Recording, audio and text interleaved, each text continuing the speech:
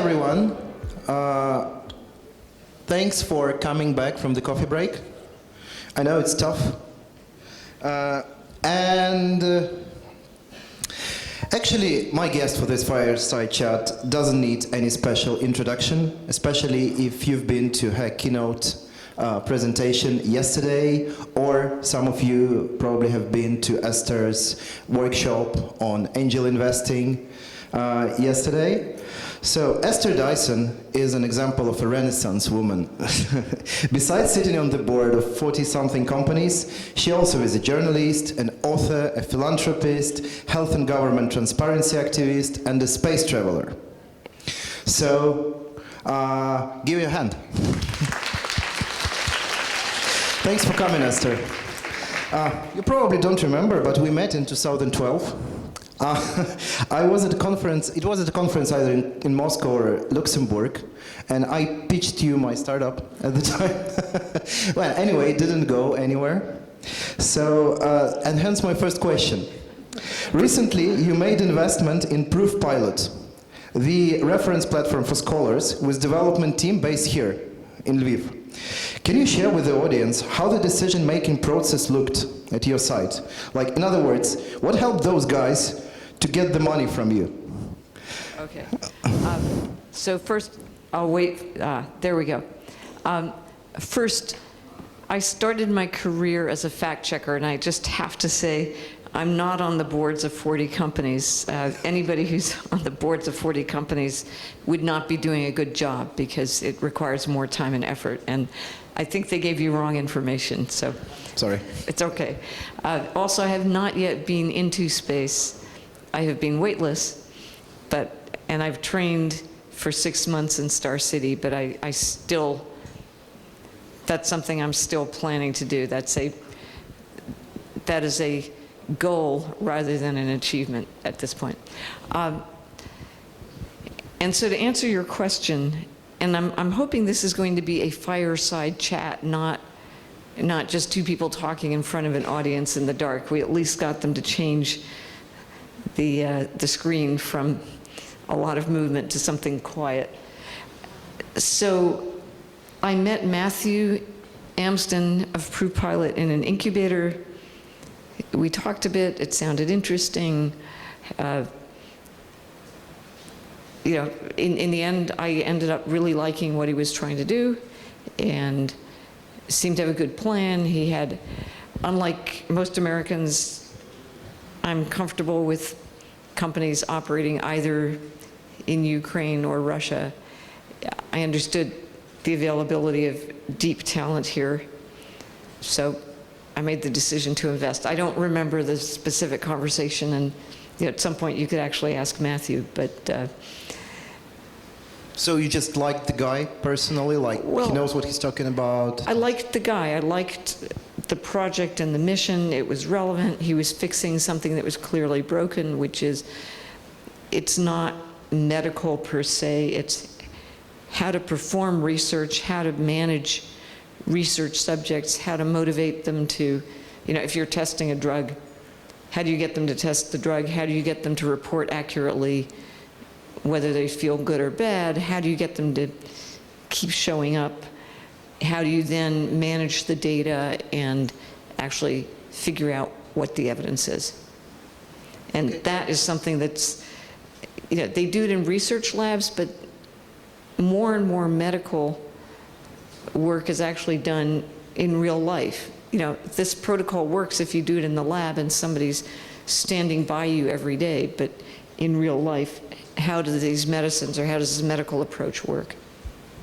Okay, thanks.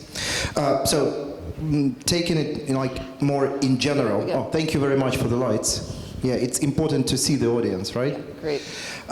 So there is a whole list of successful startups that you backed at the very early stages of theirs, notably Flickr, Delicious, Meetup, 23andMe, and etc. Esther, is there any magic compass or philosophic stone or a crystal ball that helps you to pick the right projects? What's your secret? My secret is that when people list the companies I invested in, they mention the good ones and they forget the bad ones. And that in fact is true of most investors. There's a heavy component of luck. There's a heavy component of selective lists, and and that's natural. All the money I invested in the companies that failed is basically the cost of my education.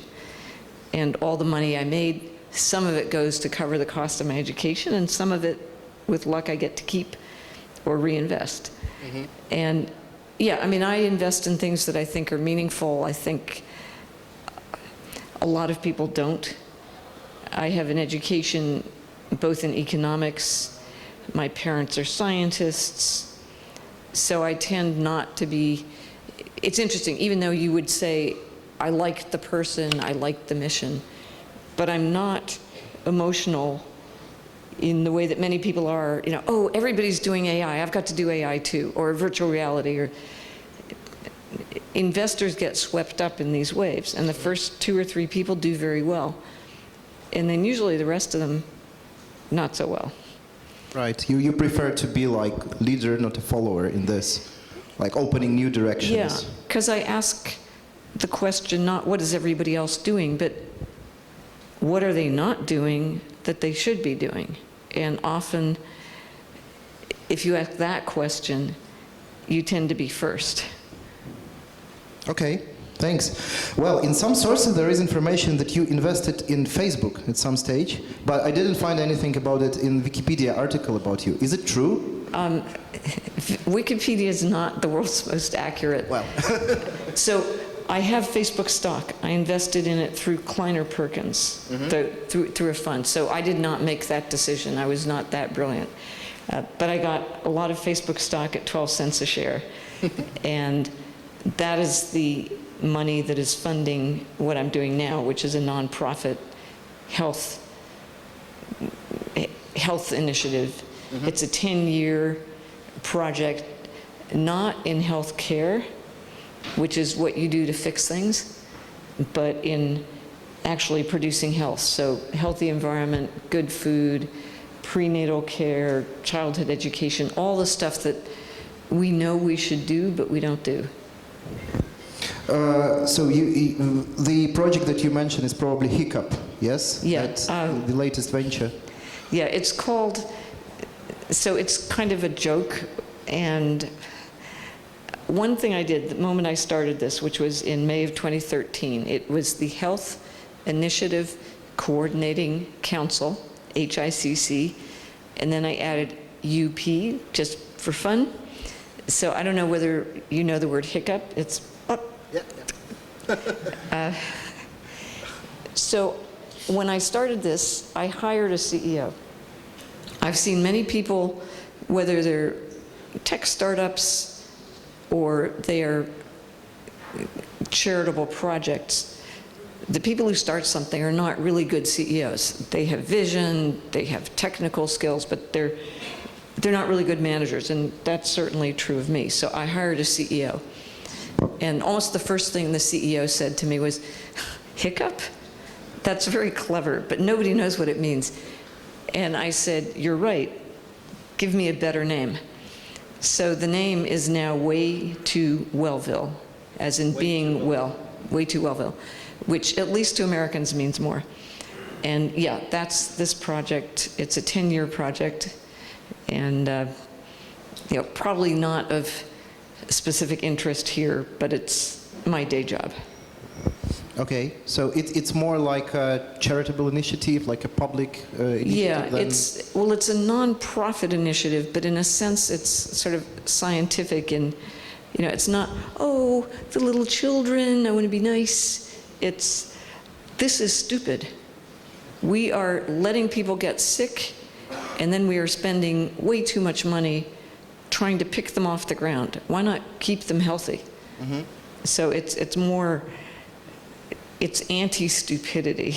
Mm-hmm. Okay. Since we started talking about the health initiatives, besides HICCUP, there is a number of projects and businesses in healthcare that you have been recently involved. Yeah. So it looks like that this is a conscious strategy, like to focus on this direction. So why is healthcare like so interesting for you? Yeah. And probably there are some insights to share with the audience, okay, like what to wait from the future in healthcare. So it's interesting to me because it's one of the two big unsolved problems. The other one is education. And education is even harder, at least for me. And so interestingly, because I started this nonprofit, I cannot invest directly into health production companies because it represents a conflict of interest. I have some existing investments, Proof Pilot, Omada Health, Voxiva, that I made before starting Way to Wellville, and so I disclose those investments when they're involved in what we're doing in Wellville. I personally need to not be involved. So now I'm doing, instead of the stuff I really, really love, which is the Way to Wellville stuff, I'm doing more traditional medical things like genetics and synthetic biology and the deep medical stuff. But I think fundamentally as a place to invest, it's one of the more interesting ones, but I love logistics. The very first company I ever worked with was Federal Express. I like 3D printing, especially a company called Made in Space, which is 3D printing in space, so you combine two exciting things. Synthetic biology in space, so that we can create food on Mars, stuff like that. And okay. I know Ukraine has basically some rocket building capacity that... Yes. Yeah.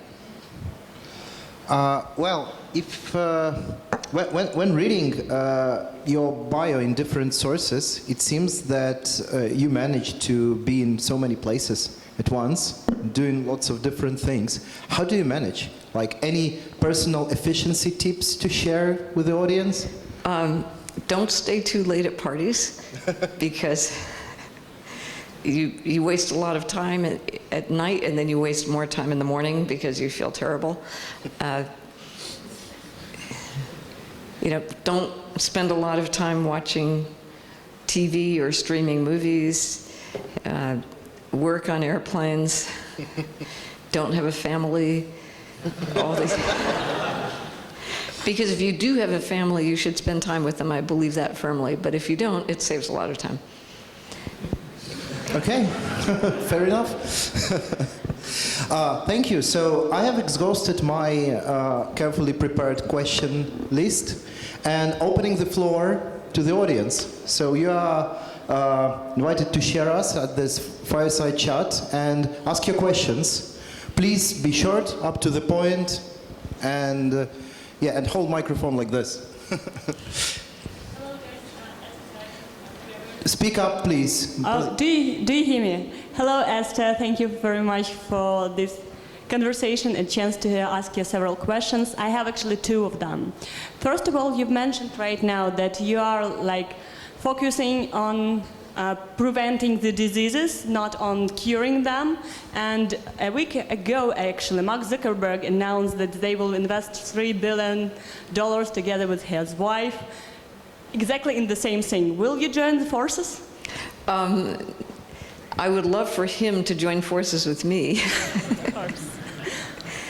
But so the reality is, and this is a useful point in general. So Mark Zuckerberg, he's putting in $3 billion, and probably 10,000 people are trying to get some of that money.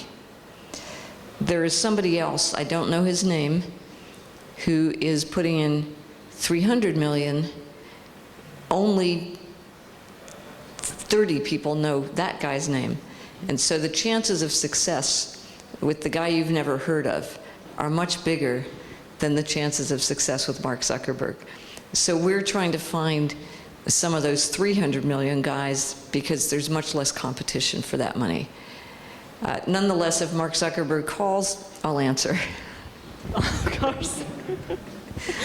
And- Thank you. Oh, You have another one. yeah, and the second question, yesterday you mentioned that you advised local startups not to fight for the US market, but also focus on the local problems. Does it mean you tend to invest in such projects? Sometimes. So you have the experiences with local startups for local markets? Yeah. And if yes, can you share probably the names for us to understand, is it possible to have a successful company but not a global one? Oh, absolutely. So, I mean, first, there are many American companies that work only in the United States, which is a much larger market, but they are not global. I have I have 4 investments in Africa, one in Kenya that actually started out as ad tech and used some of the same data management tools, and they're now collecting health data for various governments in Africa. Another is a kind of marketing sales team company in South Africa. One is in solar energy. And then the last one, interestingly, is a Croatian company called Aradian that makes banking software and sells it in East Africa. So, Oh, it's very interesting. yes. In Russia, there's Medesk, which is a Russian healthcare IT company. Zingaya, which is a tech company, is more operating worldwide. I have some other, trying to think, I did have some fairly successful companies in Eastern Europe.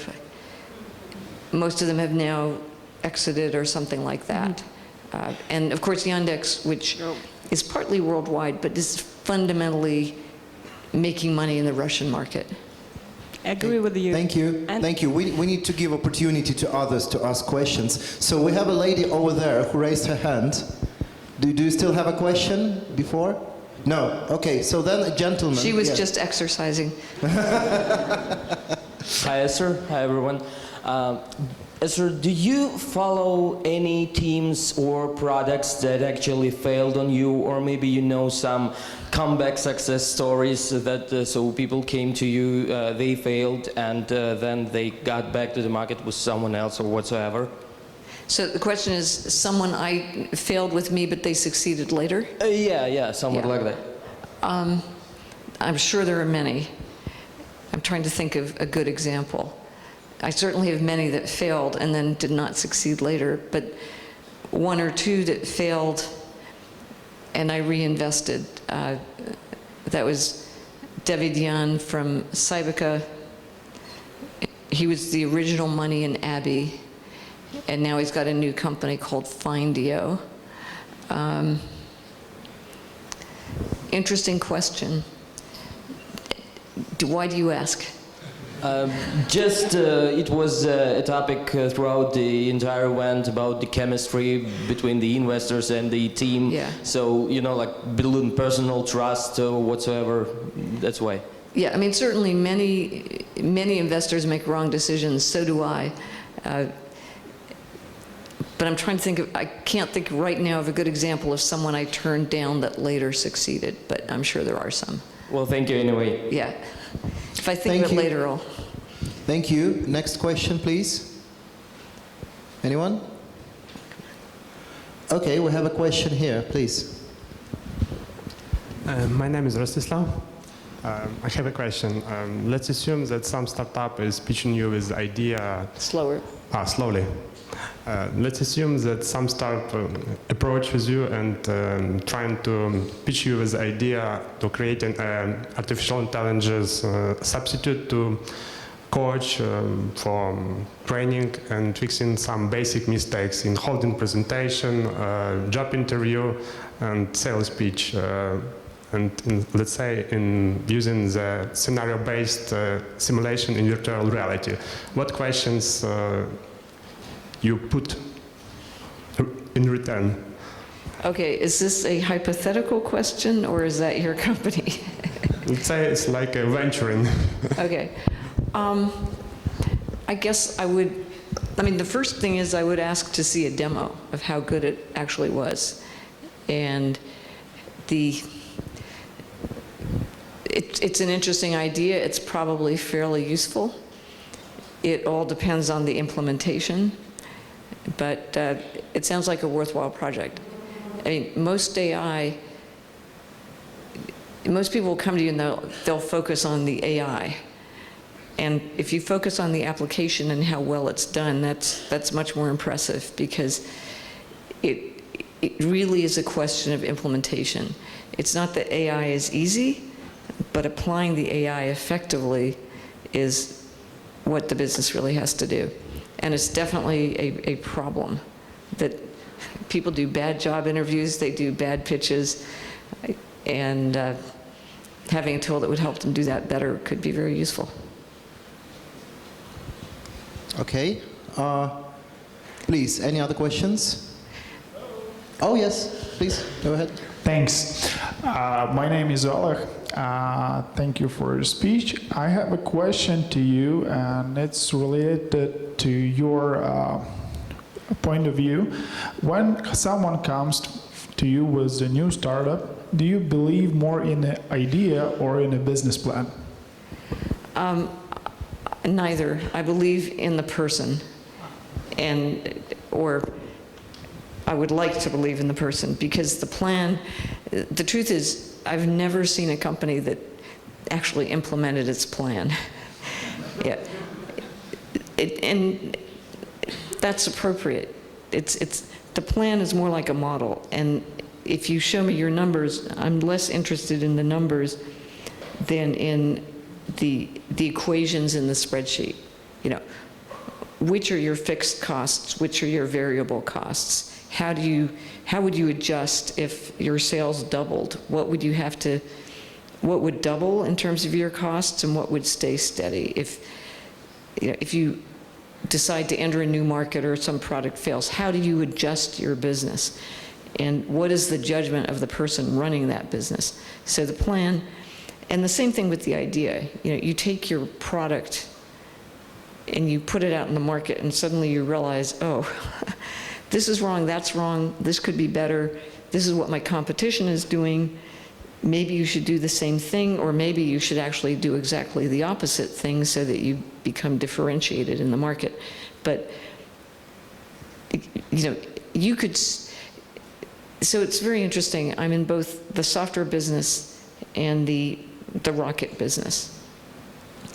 I could steal your software and copy it exactly.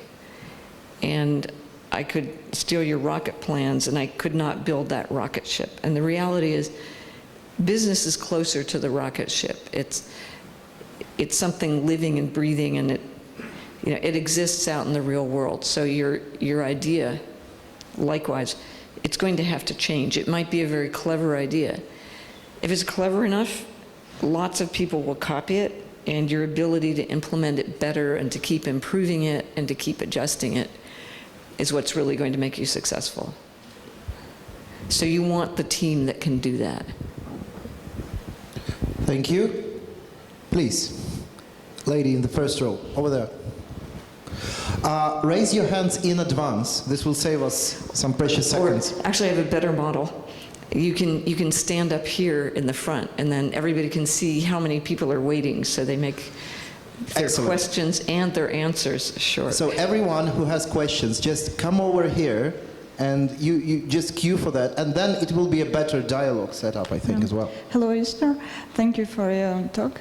And I have a question according people. What would you like to see in people in whom you're ready to invest? What signs, what characters you mention when what makes you believe that these people will get things done? Okay, so the question is, what do I look for in people? Partly, what have they already done? All the usual interview questions. Where have you failed? What did you learn? If you're trying to solve some problem, if you're trying to do something in the healthcare system, or if you're trying to do something in logistics, do you actually understand what it is you want to disrupt? Have you worked in this business? Do you know people in the business? Do you know potential customers? So almost every answer I get, to some extent, the answer is, do you understand the real world, not just the theory? Second, sometimes people are pleasant to be around and sometimes they're not.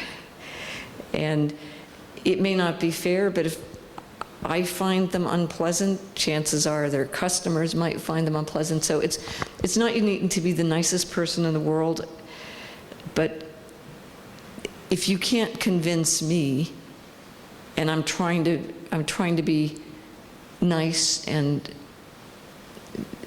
positive, can you convince your customers? Can you convince the people you want to come work for you? So that the person's character, it's not that they need to be sweet, but they need to be convincing, because they need to inspire their employees, they need to inspire the public, they need to inspire other investors. It's a combination of all that. And then obviously they need to be smart. They need to have a reasonable idea and be able to both present it and understand how it might change in response to the real world.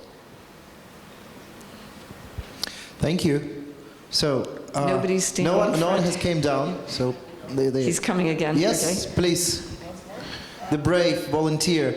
The microphone. We need the microphone here. Yes. This is the new system. Thanks for the second time. Question about convincing. How much time it takes for you to make a decision to invest or not to invest in the startup? What was the shortest one? Have you made a decision at the first time?